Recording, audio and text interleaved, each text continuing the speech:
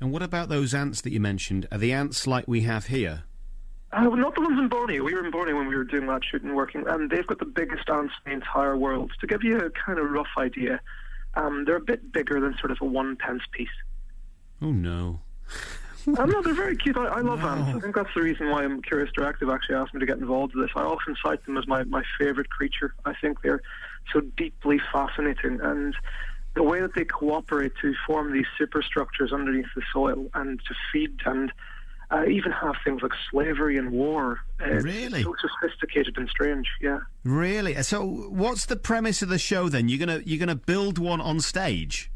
Well, that's kind of part of it. Curious Directive, I'm a big fan of their work, and they have a really physical approach. So there's a great many sort of dance-like elements. They use an awful lot of AV, so it's very modern in how they tell these tales. But they try and span a large time frame. In this case, it's about 70 years. And they sort of interweave these different narratives of 4 connecting stories. And what they were really wanting to see was how could we look at social insects, things like ants and bees and whatnot, and relate this perhaps to our modern use of social media and the way in which ideas spread. The ants themselves, though, do they make an appearance on stage at the West Yorkshire Playhouse? Well, I'm not entirely certain how they're going to manage this, but they took it to Edinburgh last year, and now they're touring it around the place, so they've kind of been redeveloping as it goes. But they do want to mimic the sort of structures, and effectively the only way you can think of them is underground cities.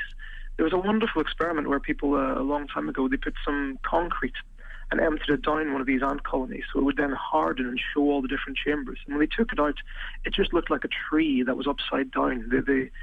It was huge, it was enormous, and there was all these interconnecting little brooding chambers. Wow. How did you get involved in all of this? In TV in the first place? On TV, I suppose I've always done elements of live performance, and I'm an evolutionary biologist by training, but I've always done a little bit of acting and writing, and I write plays, I act in plays. I've always had a loving of theatre.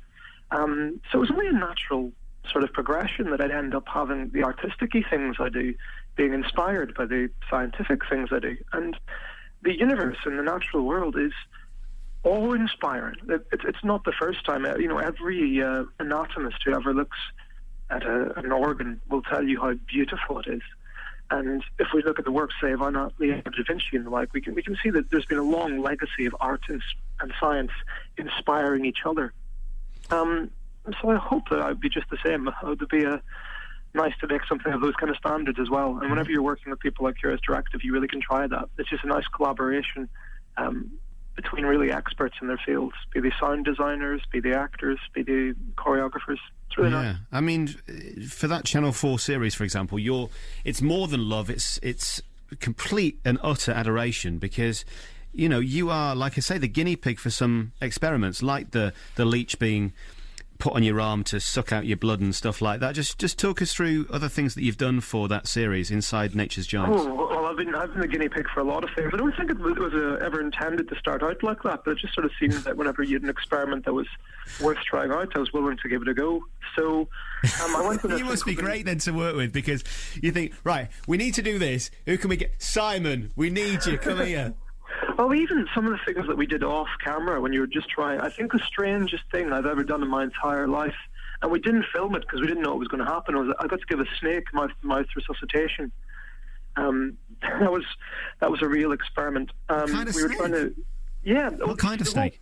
In this case, I think it was a form of boa constrictor. It might have been a rock python.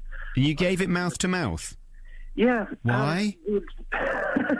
That's a very good question. We knocked it out using an anaesthetic so that we could actually do a CT scan on it and see how its digestive system worked. But whenever you want to bring it out of this anaesthetic, you have to help artificially ventilate its lungs. Now, you only give the anaesthetic in the first place. If you're doing a CT scan on a human, you can tell them to lie still. If you're doing it on a snake, they're going to writhe around all over the place. So you give a mild anaesthetic, they lie still for a little while, you do the scan. But there's been that. I went in a thing called the space cycle. It's a sort of centrifuge being developed for allowing astronauts to exercise when in space. Because when they're in a zero gravity environment, then their muscles tend to atrophy and they be coming down as soon as they stand up. Even because their heart is atrophied, they will faint. They're not able to get the blood pumped up to their brain and get that oxygen that they need up there. So I got to go in this space cycle thing, and what was the standard TV methodology of having to, re-angle and retake? I was standing still in this thing for about 20 minutes for a 1-minute scene. And of course, didn't I pass out because all the blood was running to my feet rather than my head? Oh, rather you than me, but we enjoy watching you on TV. At a safe distance, Long may it continue, Simon, because we love watching you. Thanks so much for coming on, and we'll see you at the West Yorkshire Playhouse. Great to talk to you. Simon Watt, the biologist and TV presenter from Inside Nature's Giants on Channel 4, and he's helped create this new show. It sounds fascinating. It's called After the Rainfall, and it opens tonight at the West Yorkshire Playhouse and is on until Thursday.